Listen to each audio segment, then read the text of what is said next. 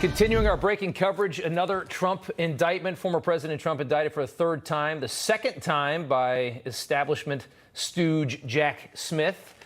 This just one day after Hunter Biden's former best friend and business partner Devon Archer dropped the bomb on the sitting president of the United States, testifying that Burisma executives, which were paying the Bidens millions of dollars while Joe Biden was a vice president, called Washington, D.C.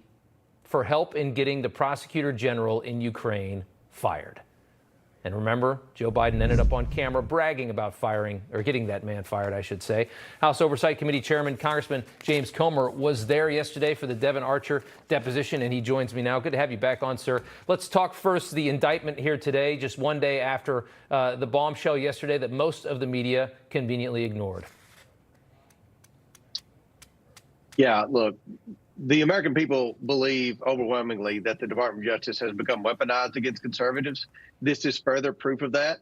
But I believe with all my heart, especially after talking to people in Kentucky, that the more they do, the more unintended consequences they have of making Donald Trump more popular with the American people. Right. The American people see a corrupt government and they want someone to go in and change it. And right now, of all the presidential candidates, the majority of the people in my home state believe that Donald Trump's the one guy that can actually drain the swamp. Right. I mean, and again, I can't emphasize this enough. If they really wanted what they're doing to Trump to be impactful, they'd have to level the same kind of fury at everyone else that commits crimes. And when you don't, you are not only are you, it's not going to work, you're going to cost yourself so much credibility. And right now, the American government is bleeding credibility because of the way it's acting. I just mentioned that the Burisma executives, Devon Archer testified yesterday that the Burisma executives called D.C. for help in getting that prosecutor fired.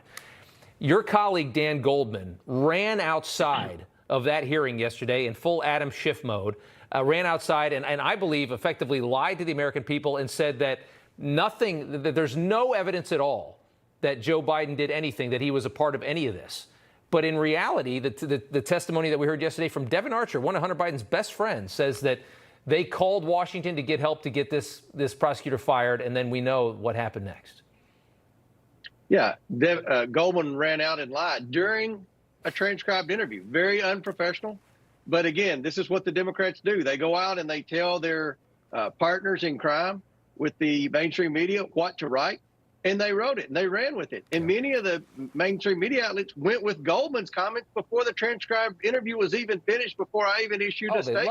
They loved it. Look, you know, I believe that Archer could have been more specific in who they called in D.C. But at the end of the day, he admitted that the Burisma executives were squeezing Hunter Biden to try to do everything he could to get the prosecutor Shokin fired, because they were going after their corrupt energy company. And lo and behold, a few days later, Joe Biden actually did that. And then Joe Biden dangled $1 billion of our dollars over Ukraine's president to get that done. I mean, it's one of the most explosive scandals you've never heard about, because most of the media is not telling most Americans. And the Americans that just wake up and turn on GMA and the Today Show have no idea this is going on. And that's the point. That's how bad it's gotten.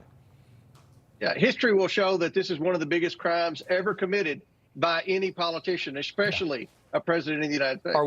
Are we talking impeachment, inquiry? I mean, at this point, I can't fathom any Republican, and you guys have the House. How could any Republican not say that this is worthy of an inquiry? I mean, that person, I think, should be tossed out immediately.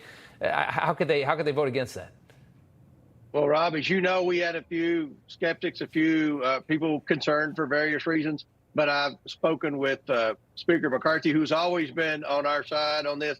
I believe that the skeptics were realized yesterday with Devon Archer's testimony that we need to move forward, and we need to move forward quickly. So hopefully you're going to see some action from the House of Representatives very soon. Right. Any Republican that votes against that, I think, primary him, because if you can't have an inquiry over this, what can you, especially after two impeachments of the last president, one of which has been completely shredded by what we know now about Ukraine. That's right. All right, Congressman Comer, always good to have you, sir. We appreciate it. Thanks, Rob.